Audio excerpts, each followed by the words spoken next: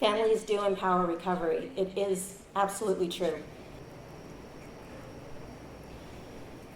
But recovery empowered my family.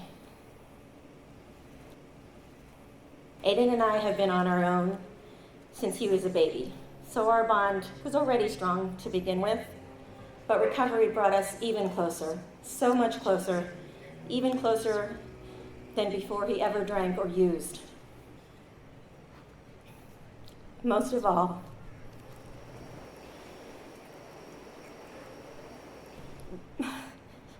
recovery empowered me to see my son's struggle as well as his strength, his doubts as well as his determination, his pain as well as his perseverance, and most of all, his undeniable courage. I stand here today as a mom who is more than proud of her son. I'm a mom in awe of my hero. Please welcome my son, Aidan.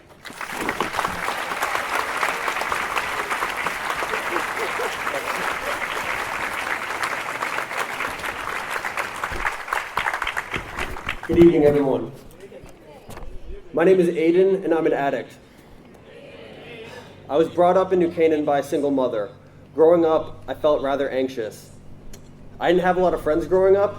I got diagnosed with depression, anxiety, ADHD at a young age. Instant gratification was something that I had latched onto early. My thoughts are always critical and intense. I obsess over what people thought of me, but whenever I had the chance to make someone laugh, the bad feelings would slip away for just a moment. That was my first addiction. I come from a very close family. When I was 15, my Aunt Juliet passed away. She and I had a very special bond, and when I lost her to cancer, it all but destroyed me. Back then, I was staying with her kids, my older cousins, the triplets, and I tried cannabis with one of them for the first time. That was pretty much the moment my mind became fully controlled by substances. First weed, then alcohol, then whatever I could get my hands on. Drugs to me were always so cunning, sedating, and fun. They were a distraction from everything. Depression to me has always felt like a headband on too tight, attacking my brain with negative thoughts. Drugs kept these thoughts at bay. A friend once compared my story with substance use to the acceleration of a Tesla, 0 to 60 in a matter of seconds.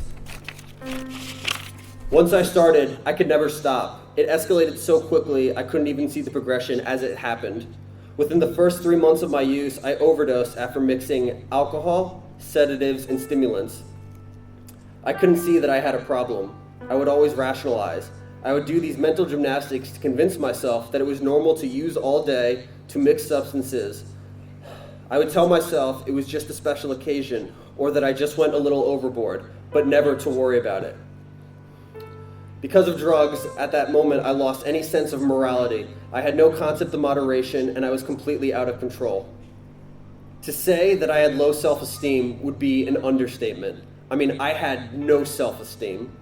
And when you think literally nothing of yourself, you don't care what happens. It wasn't like I wanted to die, I just couldn't care less if I did.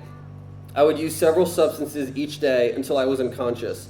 It was dangerous and it was insanity, but it is not how I live anymore.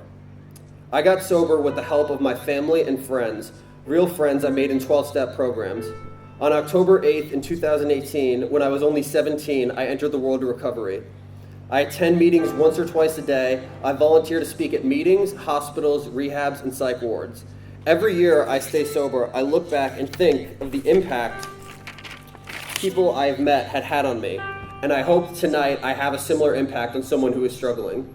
The opposite of addiction is connection, and I'm connected to those who struggle. I can only keep what I have by sharing the knowledge I've gained. I feel like I got sober before I even grew up, but maybe recovery helped me to do that, literally and figuratively. I have struggles, but now I face them and move forward. Today, I have been sober for longer than I was ever using.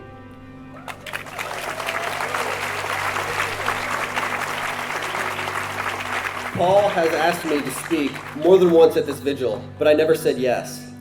Not because I'm ashamed of my past. When I look in the mirror, I truly do not see a single shred of the person I used to be when I was using. I didn't want to speak here because honestly, I was a little scared of people. The same fear that pushed me to use. But a while ago, I had what you might call a spiritual awakening. I started to notice this switch in myself. This change happened when I was at work. I'm a maitre d' at a restaurant in town, and my job can be incredibly stressful. But this crazy thing happened one night where I realized I wasn't afraid. I felt confident and capable of managing the chaos of the restaurant the same way I continuously get better at controlling the destructive thoughts in my brain. It is nerve-wracking to be here tonight. However, I bet there are a few people out there tonight trying to get sober, counting days, starting to work a program, or simply just not using. Believe me, that takes a lot more bravery. If there is anyone who identifies with anything I have said tonight, trust me, things will get easier if you just be patient. Sobriety is time-consuming. It involves relentless honesty for there to be growth, but the work you put in is beyond worth it. The ability to be able to live life on life's terms and help others is everything to me. My former sponsor is one of my best friends, the person who saved my life, the person who helped me get and helps me stay sober. When he met, he asked me if I was willing to go to any lengths to get sober. I lied. I said yes. I said yes because really, what else was I going to say? You want me to go to how many meetings?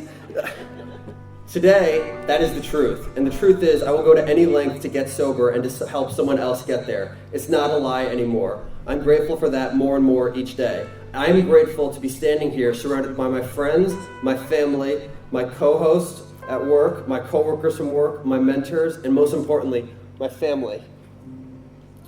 The one I was born into and the one I chose. There's also the family I never knew.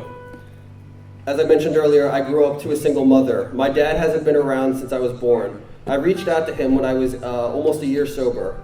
I was doing so well both in school and at the restaurant. And I was so good at something, and I was a part of something so exciting as recovery, and people knew who I was. It felt like I finally mattered.